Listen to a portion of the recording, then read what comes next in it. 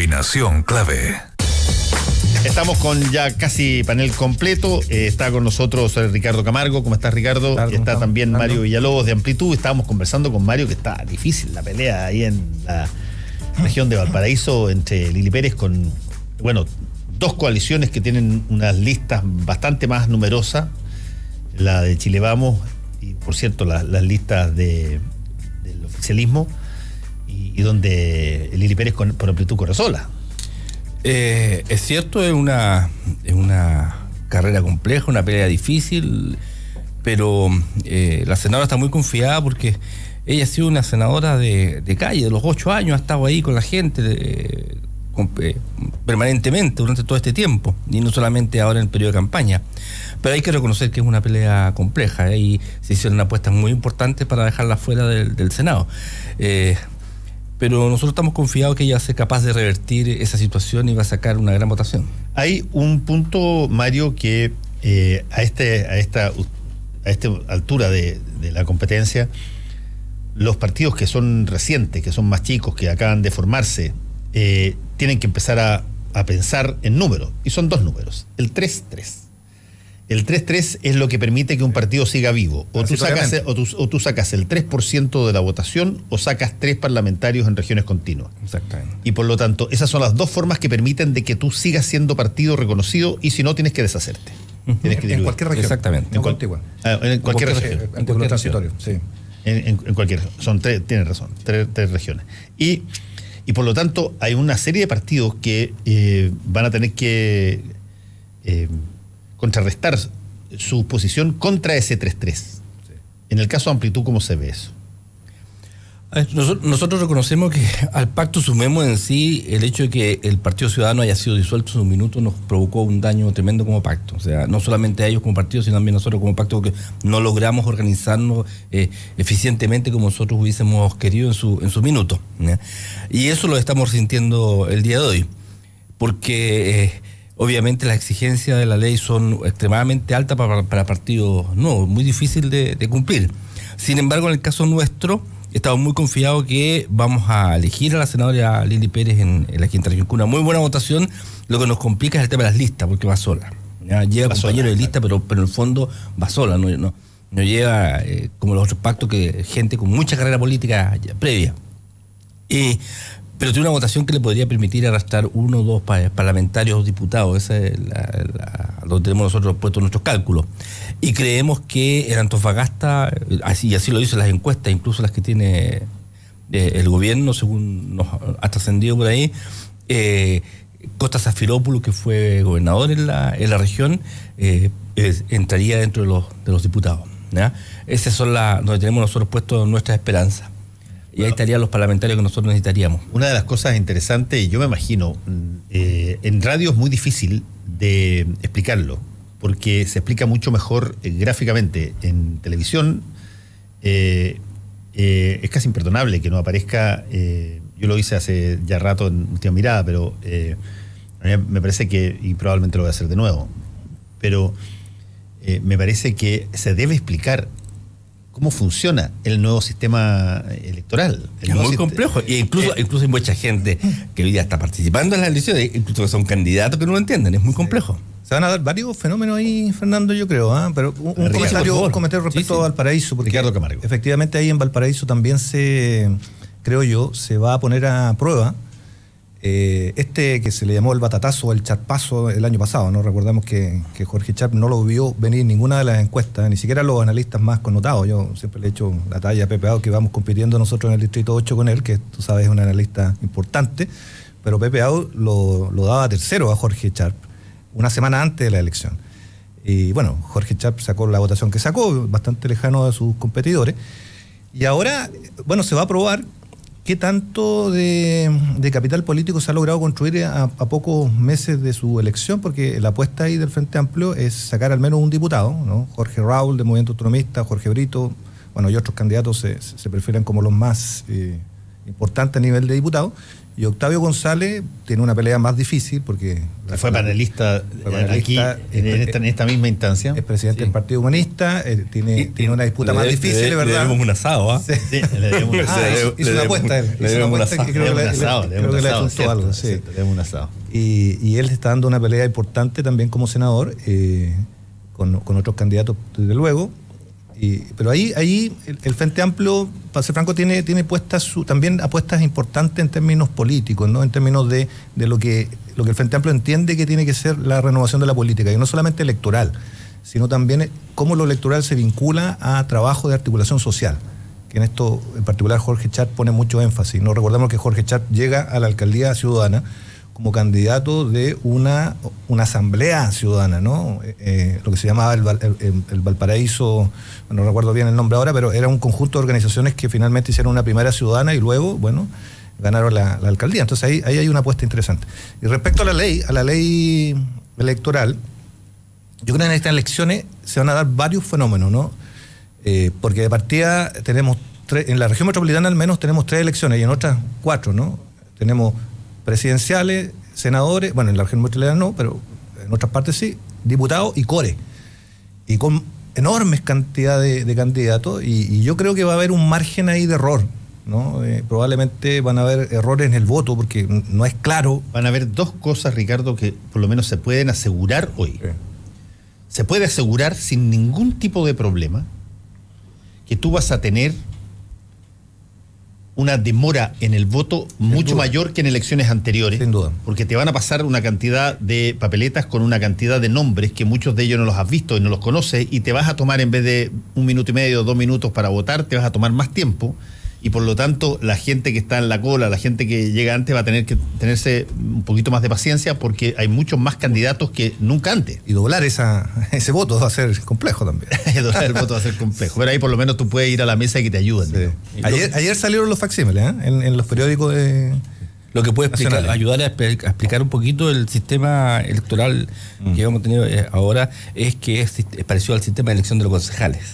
Sí, es muy parecido. Es muy parecido al sistema de los concejales. Y eso puede ayudar, claro. Eso puede ayudar a explicar un poco cómo funciona. Pero un sistema bien interesante porque efectivamente tú tienes aquí posibilidades de que partidos recientes o partidos chicos que presentan candidatos en la cascada de votos que hay, te puedan salir en tercero o cuarto lugar, y además como tienes muchos escaños, en algunos tienes desde 8.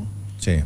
Hasta, ¿cuántos son? 5. Hasta 3. Hasta 3. Desde 3 a 8 tienes en algunos distritos. Y los votos también no son muy claros, porque tampoco vienen los logos de los partidos, en los votos de diputados no vienen los logos de los partidos. Va a ser bastante difícil que la gente encuentre su candidato para hacer la marca. Yo creo que vamos a tener... Ahora, de todas maneras, yo creo que este es un mucho mejor sistema electoral que el que teníamos antes, el binominal. Sí, pero de todas maneras conserva al interior de los pactos un cierto mecanismo contramayoritario, que es el que está afectando, entre otras cosas, a Alberto Mayor, por ejemplo, en el Distrito 10, que es que si tú no vas en un subpacto completo, ¿no? Los subpactos pueden ser de 3, de 4, y compites con un subpacto, como único, él compite como único, no está en un subpacto, él tiene que ganarle al subpacto entero. Completo. O al menos, por ejemplo, en el caso de él, que tiene la expectativa de salir junto con Giorgio, sacar 50% más 1 del subpacto de Giorgio. Y esos mecanismos contramayoritarios aún se mantienen, que no están necesariamente así en la legislación comparada, porque el sistema de Hond, ¿no? que viene inventado por de Hond, sí. Pero vamos a encontrar con la estudia en ciencia política, pero ahí quedó con ese mecanismo contramayoritario que yo creo que va a haber que ver cómo funciona. Hay muchas letras chicas en este nuevo sistema, que va a ser muy difícil para los desafiantes, para los que quieren entrar a la política, ganar un espacio, desplazar a alguien que esté a los incumbentes. Yo creo que va a ser más fácil los cupos nuevos, llenar los cupos nuevos, y aquellos que decidieron no reelegirse, pero los que hoy día están en los cargos, va a ser realmente muy complejo ganarles. Sí, pero eso se debe no tanto al sistema electoral, sino yo diría más bien... Por eso estoy hablando de las letras chicas, son las cosas que están alrededor. Sí, el tema de los incumbentes se debe, o sea, el poder de los incumbentes se debe, y esto lo conversamos en un foro en el Distrito 8, se debe a que no está incluido en la legislación actual el periodo de pre-campaña. que yo creo que hay que sincerarlo, porque el periodo pre-campaña es muy importante, extenderlo más allá de lo que hoy día existe, porque hoy día existe un periodo de campaña bien rígido que son las limitaciones son demasiadas. 3 meses antes de la elección. Y con 3 meses, alguien que compita contra un incumbente es casi imposible frente a un diputado que ha estado 4 periodos y que de tanto en tanto, bueno, hace sus cuentas públicas, deberían al menos. Entonces los periodos de pre-campaña son importantes sincerarlo y extenderlo a fin de que aquellos que se planifican para ir a competir con un incumbente tengan al menos, pero, no sé, por ejemplo, ahí hay una cosa bien interesante que pasa en los programas políticos de los canales de televisión, que es bien interesante. Cada vez que había programas políticos, la que está Chile, Tolerancia Cero, el Buen Chileno, etcétera, y tú invitabas a candidatos antes en la campaña, los candidatos que eran incumbentes, es decir, que eran conocidos, podían esperar perfectamente a los programas últimos, qué sé yo, para ir. Pero los candidatos que no eran conocidos o no eran muy conocidos, los que desafiaban a los incumbentes, querían siempre ir a los primeros programas. por supuesto. Porque los tipos ahí generaban una suerte de presencia, de repente metían titulares y por lo tanto trataban de capitalizar esa nueva presencia claro, en términos de conocimiento. Claro. Si que se mantenían hasta el final, no iban. No lograban hacer eso.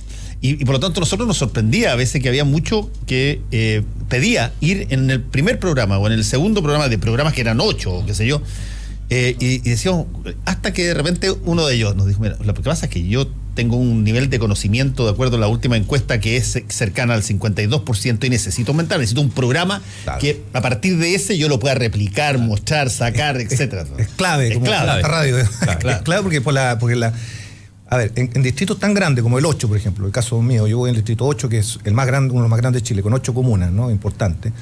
Allí no solamente es importante hacer una buena campaña, ¿no? En términos de lo tradicional, sino es fundamental el nivel de conocimiento.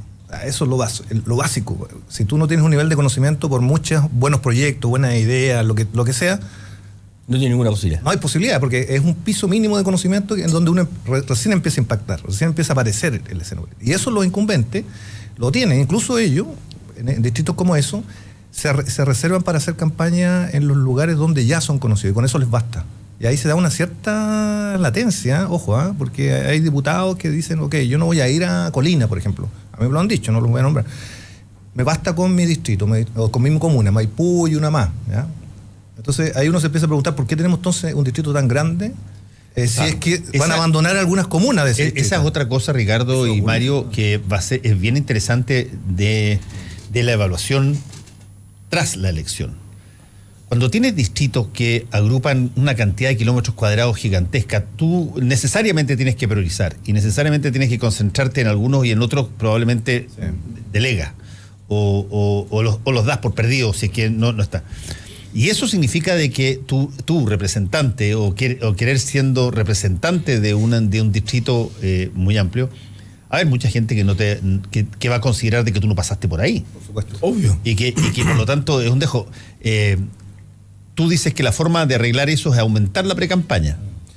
Yo digo que hay... Porque también eso significa mucha más plata. Yo evaluaría 2 cosas. Yo evaluaría cómo está funcionando el distritaje que se generó. O sea, aquí hay... A ver, yo te pongo un solo caso, en el distrito 8. ¿Por qué Pudahuel está en un distrito distinto de Cerro Navia o de Loprado? si incluso ¿Cuál dijiste? Pudahuel está en un distrito distinto de Cerro Navia y de Loprado. Y son colindantes. Y tú vas al Persa Teniente Cruz, que hemos ido casi todos siempre, y hay un punto en que se juntan las 3 comunas. O sea, todo el mundo que va al Persa Teniente Cruz de las 3 comunas y están en distritos distintos, votan por candidatos distintos. Pero sin embargo, Pudahuel está en el mismo distrito que Tiltil, que es una realidad totalmente distinta, ¿no? Entonces, ahí yo creo que hay que estudiar un poco el redistritaje, cómo se hizo, cuál es la lógica que operó, yo no la desconozco, supongo que Pepe Out debe saber más que esto, que yo, y ese es un primer tema. Y el otro, el tema de las pre-campañas, que efectivamente implica más dinero, pero yo soy un convencido de que si queremos apostar por la política democrática, hay que financiar la política democrática. Hay que financiarla razonablemente, pidiendo las cuentas respectivas, fiscalizando todo aquello, pero si no apostamos dineros públicos para financiar la política democrática, bueno, la renovación de la política se hace casi imposible, ¿no? La competencia contra los incumbentes se hace muy difícil, ¿no?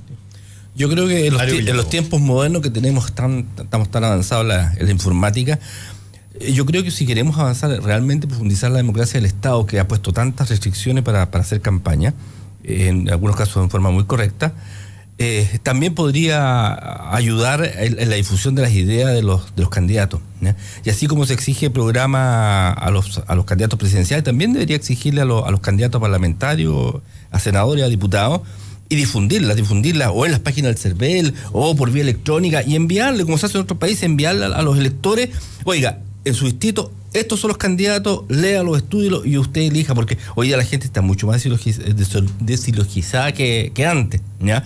Por lo tanto, efectivamente, los intereses particulares de la gente van a marcar estas elecciones. Por lo tanto, podríamos perfectamente avanzar en ese aspecto. Creo que sería un salto importante y que el Estado se haga cargo también de difundir. O sea, si queremos menos campaña, ayudemos, porque la gente necesita, para profundizar la democracia, el voto tiene que ser de verdad informado. A ver, vamos a algunas otras cosas que pueden intervenir en esta situación. Por ejemplo, conversábamos con la gente del mostrador recién.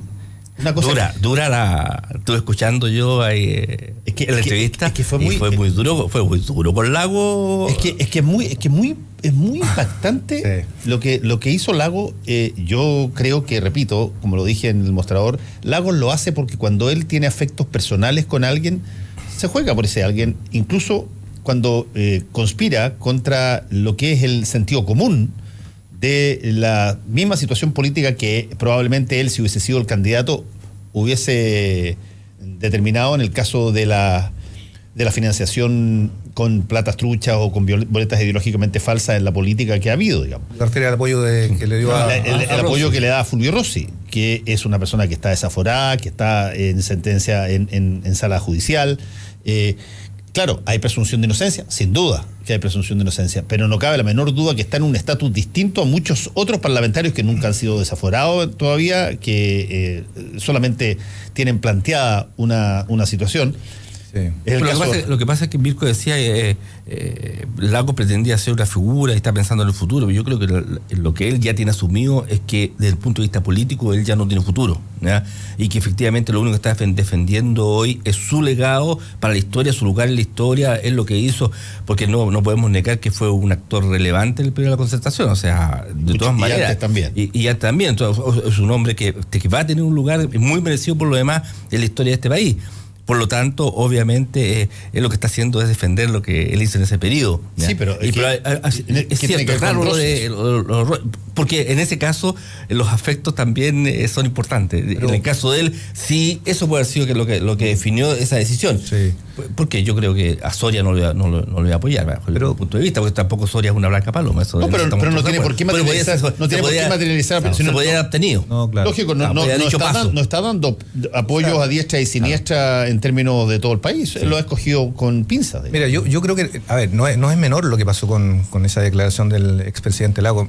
Mira, a ver, preámbulo breve. El Frente Amplio ha sido acusado muchas veces como purista en estas cosas, porque una de las banderas que levantan muy fuertemente el Frente Amplio es este reclamo contra el financiamiento regular de la política, ¿no? Estos casos que se empiezan a conocer el 2014, no nos olvidemos, 2014, 2015, yo escribí algunas columnas en ese tiempo, donde efectivamente mucha gente decía que esto iba a generar un desfondo del sistema político. Ahora está por verse qué efecto real va a tener en las elecciones del próximo domingo. Pero lo que es claro es que hay un antes y un después del caso CQM y de los otros casos, ¿no? Entonces, claro, cuando un expresidente de la República da un apoyo político, pasando por alto, ¿no?, una situación que está pendiente de financiamiento regular de la política, me parece a mí un signo, una señal grave, ¿no?, de que de alguna manera no toma en cuenta. Yo no sé si él no lo ve o lo ve y simplemente le parece no grave o lo que sea,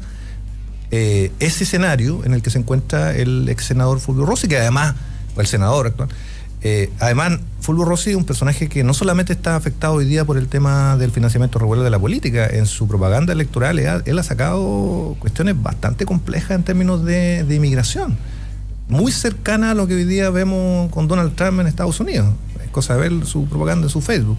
Entonces, yo creo que uno le exigiría a personajes como Ricardo Lago un mayor cuidado, una mayor estatura, no por un purismo, sino porque esto efectivamente está bajo la línea de flotación del sistema político chileno, el financiamiento regular, que en todo caso no solamente afecta a Fulgor Rossi. Hoy día, ayer o anteayer, se conoció la extensión de la etapa de investigación de los casos de Marco Enrique Minami y también del senador Pizarro. Autorizó a abrir las cuentas corrientes. Bueno, ahí eso está en la ley general de banco, el artículo 154, si no recuerdo mal, de la ley general de banco, permite aquello cuando tú estás imputado.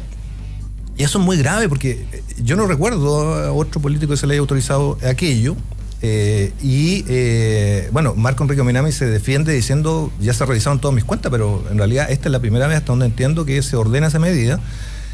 Y estamos, por tanto, en medio de una campaña política porque esto lo pidió la Fiscalía y lo autorizó un tribunal ordinario. Claro. Entonces, nadie puede alegar acá que hay una persecución política. En el caso, tenemos que ir a una pausa, sí, pero para cerrar este acápite, en el caso de Marco Enrique Minami, lo que se revela con esta decisión es que cuando Marco Enrique Minami nos dijo a todos, en todos los programas políticos que fue, que él había mostrado toda su documentación bancaria, y se le contraargumentaba que él había seleccionado qué mostrar y no lo que había pedido estrictamente la Fiscalía, había razón en esa crítica, porque si que efectivamente la Fiscalía vio todo lo que quería, no tiene para qué pedir el levantamiento del secreto bancario. Es porque quiere ver algo que ellos pidieron y que no fue mostrado. Y por lo tanto, desde ese punto de vista, vamos a ver qué tanto eso incide en la posibilidad de Marco y sobre todo el futuro de Marco Enrique. El artículo 154 de la Ley General de Banco. Nos vamos a una pausa y ya volvemos. Aquí hay espacio para todas las voces. Es Combinación Clave en la 92.9. Somos la clave. Hora clave. 10 de la mañana, en punto. 92.9. Somos como tú. Somos la clave. Elige atreverte. Elige lo que nunca has hecho. No temas a lo desconocido. Corre riesgos y enfrenta desafíos. La vida tiene pasión, emociones. Motívate. No te duermas. Elige energía. Elige la vida. Elige más. Hankook Baterías. Mucho más. Hola, Seba, ¿cómo andamos? Ah, como todos. ¿Cómo vamos a andar? Pues si quedamos fuera del mundial, estamos llenos de portonazos, todo el mundo roba, los políticos pelean todo el día. ¿Y a ti qué te pasa? ¿Andáis como lechuga? Yo ando Brooksville. Por fin una tienda de moda solo para hombres que mezcla mágicamente el estilo inglés con la exquisita confección italiana. Brooksville nació en Piamonte en 1971 y hoy está en Chile para sorprendernos. Ven a ver la temporada primavera-verano en Brooksville y sonríe. Brooksville, en Casa Costanera, Alto Las Condes y Portal La Dehesa. Si tú eres de las que se preocupa de dar lo mejor a tu familia, la que da su receta por Facebook, la que da sin esperar nada a cambio, la que da ideas para el fin de semana, la que da consejos por WhatsApp, la que da orden y malcría, la que da permiso, la que da su hombro, la que da amor... Entonces, dale Manantial a tu familia, porque darles agua purificada les hace bien. Manantial no contiene cloro, es libre de sodio y es 100% pura. En Manantial, despachamos gratis toda la pureza y frescura que merece tu familia. Contáctanos al 600-427-2200 o solicítalo en manantial.com. Manantial es vida. En el corazón de Providencia y a pasos del metro, Hotel Nogales and Convention Center. Un servicio de primer nivel con estacionamiento, Wi-Fi y desayuno incluido. En Hotel Nogales ponemos a su disposición nuestro centro de eventos con salones con capacidad hasta 400 personas. Reserve su estadía en hotelnogales.cl o a nuestro teléfono 223-356958. Hotelnogales.cl. Lo hacemos simple para usted. Un programa que cambiará tu vida con historias de motivación. Nunca se den por vencido. Lo importante es entender qué les hace vibrar. Eso es lo que tienen que buscar. De emprendedores. Hay que ser exitoso en tiempo. De superación. El abuso hay que exponerlo. 18 personas que están cambiando el mundo nos revelarán cómo alcanzar el éxito. Inspiradores. Querer es poder. Jueves a las 23:30 horas en Chilevisión. Amigo, póngale RN. Gracias, jefe. Ahora anda parejito. Ya, pues, chiquillo, póngale RN, pues. Gracias, profe. Eso nos faltaba. Póngale RN. Ya son miles de chilenos y chilenas que están con Renovación Nacional. El 19 de noviembre vota por los candidatos de RN de Arica a Punta Arenas. En el distrito Distrito 8 de la región metropolitana. Perla Seguel, diputada. ¡Vótale, Sandri! Cada latido es un sueño para miles de parejas que sueñan con tener un hijo. Valentía, frustración y dolor. Esto va a cambiar, para que el sueño de ser padres no esté condicionado a tener dinero, para que el Estado de una vez reconozca la infertilidad en el plan auge y miles de parejas como ustedes cumplan su sueño. Ñuñoa, Providencia, Santiago, Macul, San Joaquín y La Granja. Vota P89. Hola, soy Fernando Atria y te invito a que nos acompañes al gran acto de cierre de nuestra campaña junto a Quilapayún e Inti Illimani Histórico. Lo vamos a hacer en el Chimcohue de Peñalolén el miércoles 15 de noviembre a las 7 de la tarde. Será gratuito y de calidad, tal como nos gustaría que fuera la educación. Vamos por un triunfo histórico. Los espero. En Peñalolén, La Reina, Las Condes, Vitacura y Lo Barnechea. Vota N72. Fernando Atria, diputado. Elecciones 2017. Los electores con discapacidad visual pueden usar una plantilla transparente para votar, solo con ranuras para marcar la preferencia o con ranuras y números braille para identificar a los candidatos. Además pueden optar por el voto asistido, recibiendo ayuda de una persona de su confianza mayor de 18 años. Todos pueden participar. Visita cervel.cl o nuestras redes sociales. También puedes llamarnos al 606.166. Cervel. Elige el país que quieres. Seguimos analizando la contingencia. Súmate a nuestro panel y opina con nosotros. Estamos en Combinación Clave. Restaurante El Bohío del Hotel Sheraton Santiago inicia su nueva temporada 2017-2018 de lunes a domingo de 12:30 a 15:30 horas. Venga a conocer el restaurante al aire libre. Se encienden las parrillas para deleitarlo como siempre, con la más amplia y sabrosa variedad de carne grillada junto a un exquisito buffet compuesto por ceviches, mariscos, quesos, ensaladas, verduras y una amplia variedad de frutas de estación, tortas y postres de la pastelería. El valor es de 31.900 pesos por persona, IVA incluido, con refill de bebidas gaseosas sin límite. Reservas e informaciones al teléfono 222-335.000, sheratonsantiago.com. Usted puede vestirse en Brooksfield y se va a vestir con una marca que viene desde Torino, Italia, existe desde 1971. Brooksfield, encuéntrelo en Casa Costanera, Portal La Dehesa y Alto Las Condes. Este domingo 19 de noviembre, a partir de las 10 de la mañana, tendremos un programa especial para cubrir las elecciones presidenciales y parlamentarias 2017. La clave electoral, así se va a llamar. En directo desde el Hotel Sheraton estaremos junto a analistas, representantes de los candidatos y nuestros panelistas tomando el pulso a la jornada electoral. Recuerde, domingo 19 de noviembre, las elecciones presidenciales y parlamentarias en La Clave Electoral por la 92.9 y radiolaclave.cl. Eres parte del panel. Eres Combinación Clave. Estamos con Ricardo Camargo acá, con Sebastián Sichel. Uy, no vino Sebastián. Algo le habrá pasado. Mario Villalobos también está acá. Y tenemos algunos temas que pueden ser también bastante interesantes. Hay una discusión que se ha planteado, todo esto en el supuesto de que hay segunda vuelta, de la búsqueda de un generalísimo, en caso que Guille pase a segunda vuelta. Se ha señalado de que él tiene que mostrar una cara de apoyo ampliado. Por cierto, esa cara no puede ser alguien del Frente Amplio, que ha dicho que, por lo menos lo han dicho a las personas que yo he entrevistado, que no hay espacio para generar condiciones de negociación. A lo más, lo que puede haber es una voluntad de dejar en libertad de acción a los votantes o militantes del Frente Amplio para que decidan lo que quieren hacer, pero se va a tomar posición, según lo que me dijo ayer en la noche Tomás Hirsch, se va a tomar una posición formal después de la elección, pero no se en ningún caso, dijo, esa posición formal va a implicar una suerte de abrazo a alguna de las candidaturas que van a pasar. Pero en el ámbito de la democracia cristiana con Guille hay toda una discusión pendiente, porque todo el mundo sabe que han habido lazos, que han habido cartas, que han habido encuentros, y empezaron a tirarse subrepticiamente por las redes sociales la posibilidad de que el próximo jefe de campaña sea un demócrata cristiano. Se habló de Claudio Rego, quien estuvo aquí hace poco rato con nosotros y que dijo que él no había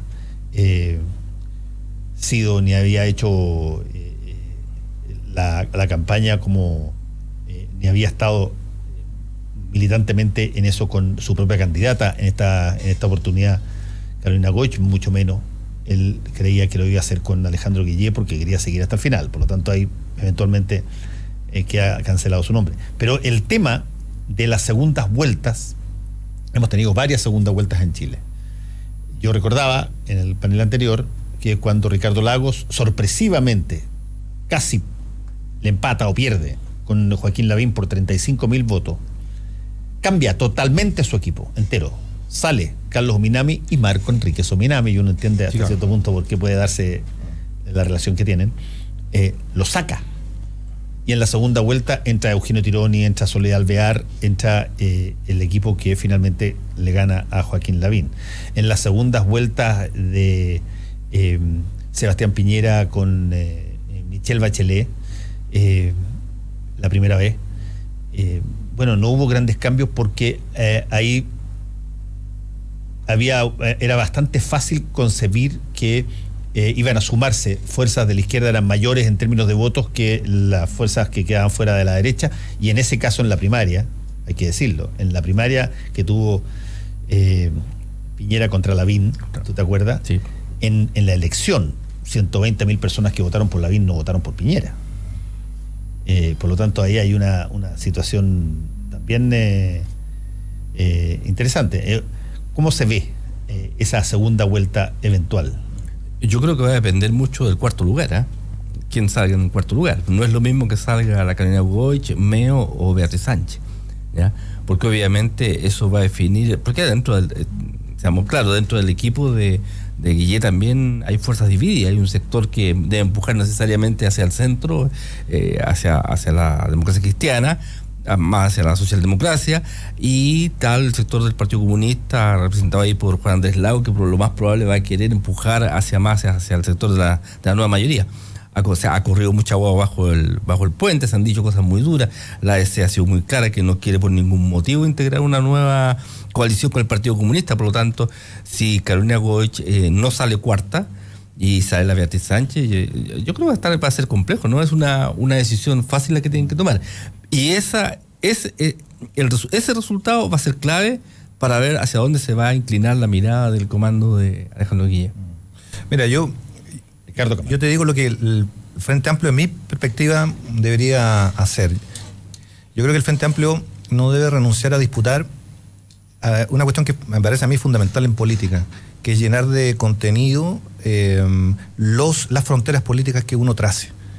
En política siempre uno está trazando fronteras, ¿no? Y de hecho la política se define por cuál es la frontera que tú trazas, digamos, incluso la definición misma de lo que llamamos política se disputa políticamente. El Frente Amplio aparece hace un año precisamente para enarbolar una propuesta programática incluso antagónica a las que hoy día uno escucha en el país. Y a mí me parece eso sano, fíjate, sano para la democracia. Nuestra democracia durante 27 años ha sido más bien de baja intensidad, donde los programas que en algún momento se enarbolan como diferentes se diluyen al momento de las definiciones. Tú recordabas la segunda vuelta del 2000 con Lago, cuando sale Carlos Ominami, sale su esposo, señora en ese tiempo, y sale Marco Enrique Ominami, también sale el lema de campaña, crecimiento con igualdad, que había sido muy importante durante la primera etapa, la primera vuelta de Lago. Crecimiento con equidad. No, pero espérate, era con igualdad y después se cambia. Se cambia. Sí, se cambia. Se cambia equidad. Sí, se cambia. Y se cambia también toda esta rememoranza que tenía una cierta izquierda que a mí me parecía errónea, pero la entendía, pero te marca un sello de Lago, el segundo presidente socialista después de Allende, ¿te acuerdas? Bueno, todo eso se diluye en una suerte de ayornamiento que ha sido muy propio de la Concertación y que ha permitido gobernabilidad. Yo no lo desconozco, pero también ha significado un costo, que el diluir las propuestas programáticas para que el país concurse democráticamente para dónde se va. Entonces el Frente Amplio yo creo que no debe renunciar a aquello, eso le hace bien a la democracia. Si eso se logra o no, bueno, va a depender primero si Beatriz Sánchez pasa a segunda vuelta, y si no pasa, va a depender de la capacidad de los liderazgos que tiene el Frente Amplio de hacer entender de que nosotros no es posible ofrecerle al país un programa diluido, ¿no? Aquí hay cuestiones fundamentales que el país no puede seguir esperando, como son el sistema de pensiones. O sea, ponerle término a la AFP y cambiarlo como sistema público no es una cuestión baladí y sin importancia, es prever una crisis social que se viene de años. Yo no quiero hacer terrorismo social ni político acá, pero efectivamente cuando empiece a jubilar toda la gente que hoy día está en 30 años, 35 de jubilación en la AFP y pase de sueldo de 700.000, 800.000 o incluso 1.000.000 a 180, 210 o no por ahí, o 200, 180, bueno, se va a venir un cataclismo, un terremoto social que es muy importante prevenir. Entonces yo creo que el Frente Amplio tiene una responsabilidad política histórica también. Ahora, ¿qué significa eso en la práctica, Ricardo, el día 19 en la noche? Mira, significa, creo yo, que tú no puedes jugar a la política pirotécnica, ¿no? De simplemente, de partida, yo creo que el Frente Amplio lo ha dicho muy claramente, no está por puestos, ni posiciones, ni nada de eso. Eso significa instalar un programa, eso significa ojalá debatir, discutir, intervenir y ojalá ganar posiciones políticas programáticas con aquellos que van a estar sin lugar a duda con el urgimiento de una segunda campaña en un mes.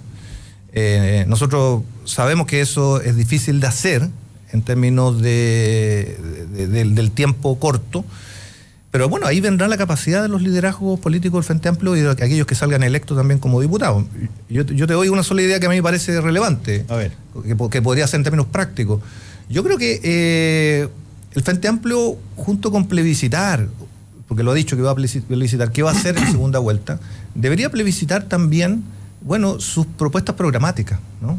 Sus propuestas programáticas, y con esas propuestas programáticas tú le das un mayor peso político al apoyo eventual de alguien en segunda vuelta, así que ese escenario se da. Al menos construir un piso mínimo de 1 o 2 propuestas programáticas como las que te estoy señalando yo, porque tú vas generando también una señal de que aquel que tome las banderas de la centro-izquierda, bueno, va a tener que tomar una bandera un poquito más sustantiva. Si este miedo a la derecha meramente vacío es un miedo que hoy día tampoco funciona. Pero Ricardo, si tú te pones en la situación del día 19, la Beatriz Sánchez no llega a cuarta, sale quinta o sexta, y Boric pierde en Magallanes, porque todos sabemos que la situación allá no está definida, está muy compleja, va a ser muy complejo para el Frente Amplio incluso sobrevivir. Yo creo que ahí van a tener que revisar. ¿Sabes qué? Me da la impresión es un escenario ese que no lo creo posible, pero se puede dar. Pero si es así, evidentemente que va a ser complejo, pero yo creo que Gabriel va a salir, no tengo ninguna duda, no creo que Beatriz Sánchez salga en cuarto lugar, va a disputar el segundo lugar, eso lo dicen todas las encuestas. Por tanto, yo creo que el escenario va a estar más cercano a lo que dice Fernando. O sea, ¿qué va a hacer el liderazgo del Frente Amplio si es que efectivamente no logra pasar la segunda vuelta? Yo tengo la sensación que aquí el que está leyendo realmente esta situación compleja está provocando Guille con el Frente Amplio, con Yanukovych, que realmente va a ser muy difícil estructurar un nuevo comando para la segunda vuelta. Es Meo. Meo es el que está mirando, y es por eso que Meo ha dado señales de acercamiento, ha dicho voy a votar por Guillé en la segunda vuelta, porque efectivamente se está dando cuenta que él podría eventualmente ser quien le entregue a Guillé los apoyos que no va a poder conseguir ni en el Frente Amplio ni en la Democracia Cristiana. Y esa es una de las razones por la cual ha tenido estas demostraciones de acercamiento tan extraño. Podría ser, pero es ciencia política ficción. Claro, política ficción, porque en segundas vueltas hay muchas razones por las cuales tú votas como votas. Está, por cierto, lo que estamos conversando. Los partidos o candidatos que no pasan a segunda vuelta, sus partidos, sus coaliciones, toman una decisión de si apoyan o no apoyan a cualquiera de los dos en competencia. Y eso ha pasado un montón de ocasiones. La segunda opción es que se genere una suerte de movimiento de todos contra uno de los dos candidatos que están en segunda vuelta, que es otra manera para generar traspaso de voto. Cuando tú no estás votando porque alguien llegue, sino que estás votando porque alguien no llegue. Eso es lo que yo digo que no funciona. Hoy día en la mañana Guille decía que su segunda vuelta no la va a organizar con ninguno de los dos. Sí. Con ningún otro partido. Va a ser un comando ciudadano, dijo él. Eso fue lo que dijo hoy día en la mañana. Y hay una tercera opción que también hay que tomarlo en cuenta, que puede darse en el caso, por ejemplo, de que esa duda la tiene más Piñera que eventualmente Guille si pasa a segunda vuelta. Piñera negocia con Kast, con lo que se le abre a él un flanco de, entre comillas, derecha dura asociada, que esta vez, pero imagino va a tener más resguardos a la hora de los compromisos que la primera vez. O Piñera decide, mira, no negocio con nadie. Sí, dependiendo de cuál es la distancia entre uno y otro. No negocio con nadie porque los demás van a la democracia cristiana va a pensar, él se va a quebrar. No va a votar entera por Guille. Lo que prácticamente ya pasó ya. Lo que ya de alguna manera puede ser que suceda y por lo tanto espera los votos y no hay negociación. Entonces esas tres instancias están posibilidad dependiendo del primero y del segundo. Sí. Pero yo te digo también que hay un actor clave ahí que es la democracia cristiana, ¿no? La democracia cristiana va a tener probablemente un resultado electoral bajo a las expectativas que ellos tienen, creo. Ellos seguramente van a bajar en su bancada parlamentaria, que va hoy día.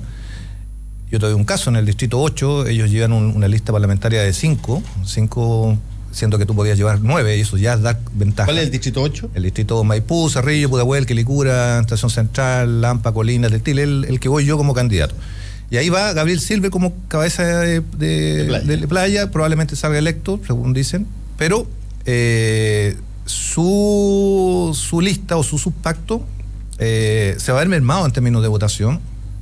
Incluso algunos lo ven en riesgo a él, yo no creo, pero lo ven en riesgo precisamente porque está dando esa ventaja. Y así en términos generales yo creo que va a mermar la representación de la democracia cristiana. Lo mismo le pasó a Ignacio Boque, le costó mucho armar la lista. Por supuesto. Pero ¿cómo se explican ustedes, ya que estamos hablando de la democracia cristiana y de las situaciones particulares que está viviendo y cómo eso va a afectar lo que pasa en segunda vuelta? ¿Cómo se explican ustedes que la democracia cristiana no lleve una carga profunda, poderosa en la Florida? Yo no lo puedo entender. Sí. Tuvieron alcaldes ahí, Gonzalo Duarte fue alcalde de la Florida mucho tiempo. Sí, claro. Es una de las comunas más populosas de Santiago. Sí. Y la democracia cristiana se restó. Bueno, pero esa es la paradoja de la candidatura de Goich. La candidatura de Goich, los que están detrás de Goich, surge por un rescate de la, comillas, identidad democrática cristiana, que ellos veían perdida en esta coalición de nueva mayoría. Pero cuando tú ves las candidaturas parlamentarias, hoy día de la democracia cristiana, salen con fotos de Michelle Bachelet, no con fotos de Carolina Goich. Entonces uno se pregunta, bueno, ¿dónde quedó esa reivindicación de identidad?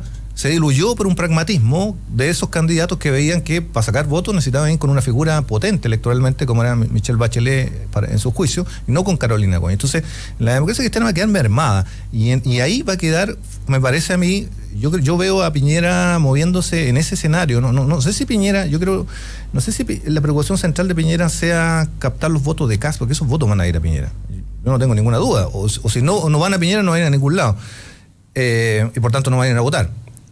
Sino que es captar nuevamente la vieja obsesión de Piñera, que es captar el centro democrático cristiano. Sí. Y eso yo lo veo más probable hoy día que nunca. Bueno, eso lo hizo Piñera simbólicamente la vez anterior,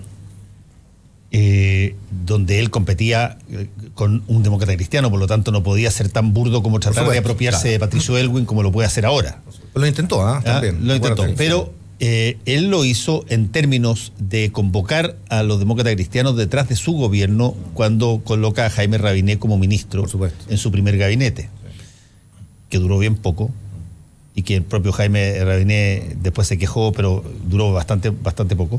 Ahora, las referencias que hace a Patricio Elwin como el hombre de los consensos, que es bien curioso porque él combatió bastante a Patricio Elwin siendo el generalísimo de los hermanos Walker está dentro del círculo hoy día cercano al presidente Piñera. Sí, uno de los hermanos Walker. Pero ya estaba antes. Sí, ya estaba antes también. Uno de los hermanos Walker votó por Piñera la primera vez y lo dijo públicamente. Sí. No es novedad.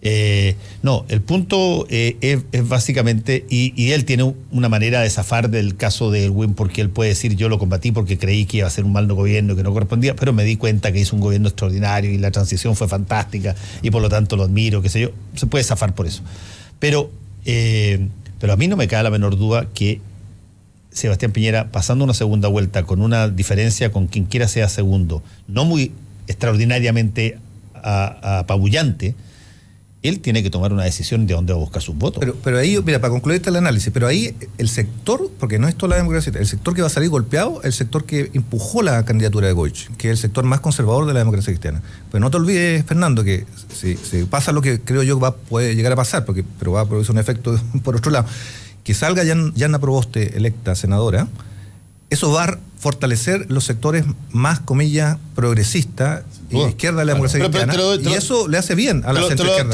Pero que va a ser neteado si sale reelecto Saldívar en pero te lo doy fácil. Este es el resultado de senadores demócratas cristianos, más o menos la siguiente. Mira tú, y dime qué partido demócrata cristiano sale. Sí. Gana Aldo Cornejo, gana Jimena Rincón, gana Francisco Huenchumilla, gana Yasna Proboste. Ese es un partido demócrata cristiano. Bueno, más cercano a los chascones de los 80. Ese es un partido demócrata cristiano, sí. Una facción. Gana Ignacio Walker, claro. Gana Andrés Saldívar, sí. Gana Chaín. Y bueno, ¿quién compite con la Yasna Proboste? No hay demócrata cristiano ahí. No hay demócrata cristiano ahí. Pero ganan esos tres. Y es otra democracia cristiana. Otra.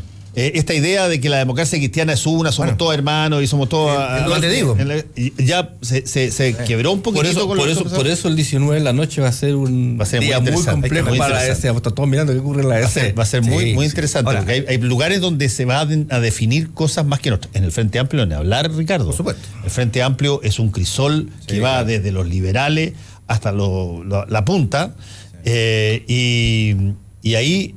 dependiendo de cuál sea la respuesta y cuál sea a Beatriz Sánchez y cuál sea la cantidad de diputados que saquen y el poder que tengan cada cual. ¿Y qué diputados? Eventualmente esa misma noche también puede quedar una telotelo en el Frente Amplio. O sea, para volver al tema y dejar reafirmado lo que yo pienso, yo no tengo ninguna duda que Gabriel Boric va a salir electo, pero además creo que el hecho que salga Gabriel Boric le da, si tú quieres, mucha proyección histórica al Frente Amplio, igual que Giorgio, para ser también honesto en eso.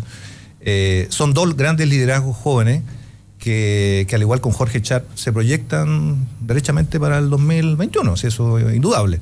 Por tanto, ahí el Frente Amplio juega sus capitales políticos de futuro. Y luego el resto, tener una bancada grande, o en los términos que se han señalado del Frente Amplio, también es muy importante para estas negociaciones que tú hablas en segunda vuelta. El peso político con 3 diputados electos, o con 8, o con 10, o con 12, es muy distinto para instalar la pelea del Frente Amplio programática que yo me referí delante. Y luego las diferencias específicas de cada candidato al Frente Amplio, a las que no me voy a referir porque yo soy candidato y sería deshonesto pero todo el mundo sabe que hay... Además no puede hacer campaña. No lo puedo hacer. Hay distinciones, evidentemente, entre candidatos, como en todas las coaliciones. Pero volviendo, y para finalizar el punto de la democracia cristiana, yo creo en esa democracia cristiana inicial que tú dijiste, más cercana a la otrora de Gabriel Valdés, bueno, de Jerko Lubitsch, que hoy está en el Frente Amplio, etcétera. Sin embargo, yo creo que como buena democracia cristiana probablemente vaya a quedar mezclada. Van a quedar de uno y de otro lote, y bueno, es parte del sino de la democracia cristiana también.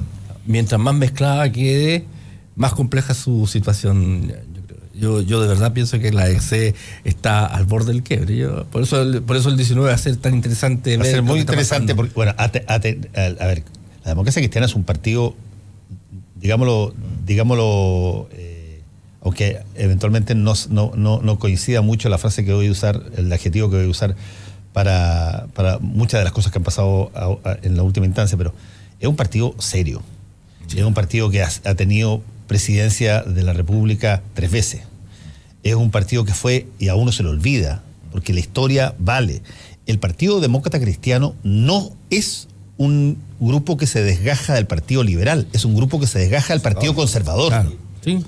Es un partido que se desgaja del Partido Conservador. De ahí viene esta lógica muy confesional, vinculante, toda esta lógica a toda la situación valórica que no es particularmente progre, no es particularmente liberal.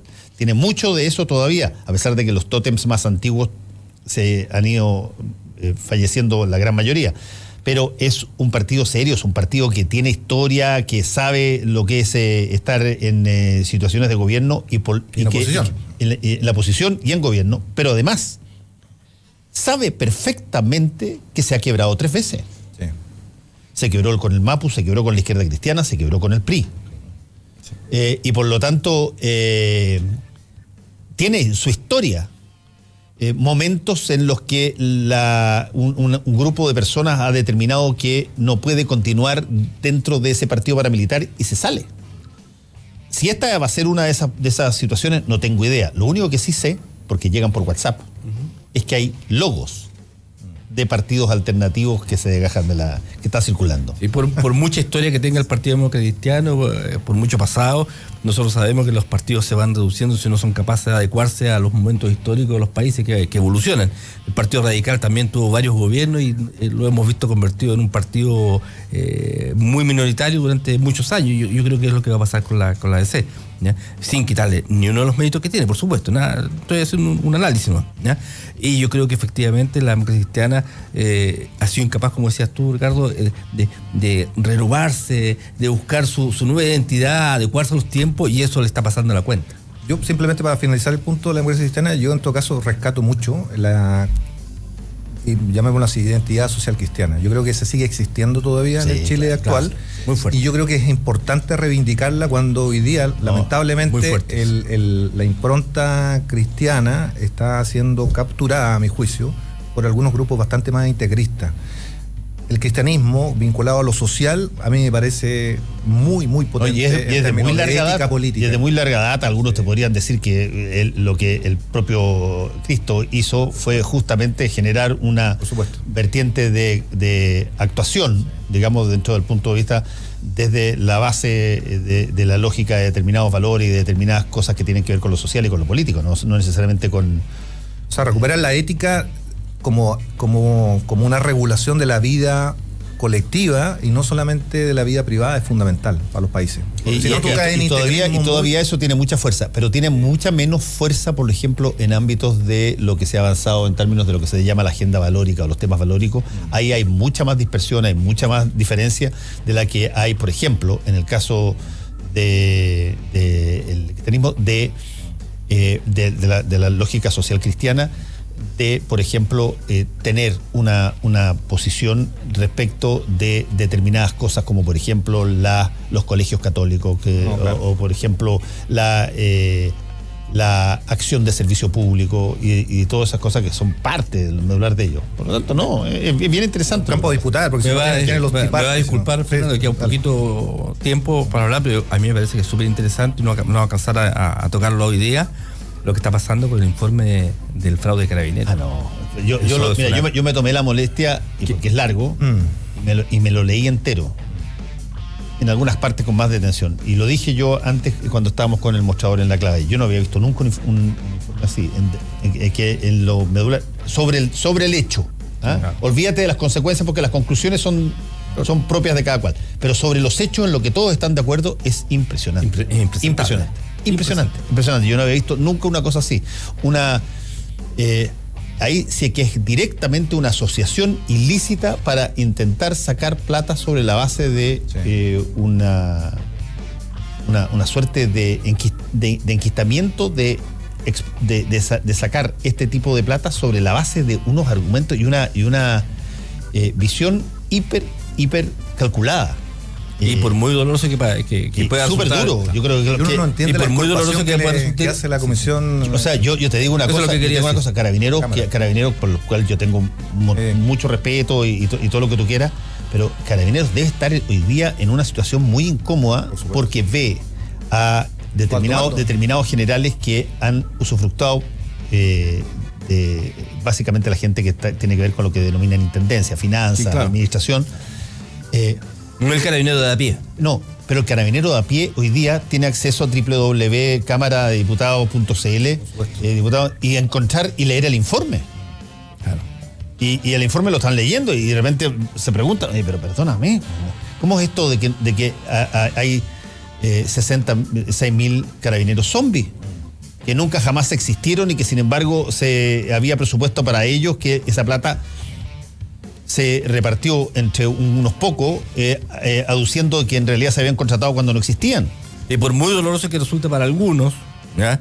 Y aunque pueden haber razones de Estado para tomar una cierta decisión, yo creo que va a ser bastante difícil mantener al director general de Carabineros en el cargo. O sea, ejercer la responsabilidad política al menos debería... El informe está disponible, lo pueden leer ustedes en la Cámara de Diputados, van a la Comisión de Irregularidad de Fraude de Carabineros y ahí está el informe, y es muy impresionante.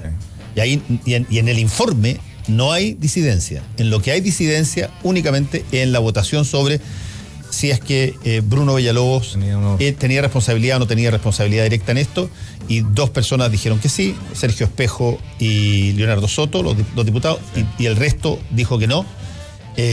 Pero en los hechos, en la evidencia de los hechos, no hay discrepancia. Que son brutales. Sí. Muy brutales, sí. Gracias tanto a Ricardo como Fernando, a Mario por haber estado con nosotros en el panel. Esperemos que es lo que pasa el domingo. Por supuesto. Somos opinión. Somos la clave. La clave del emprendimiento está en la 92.9.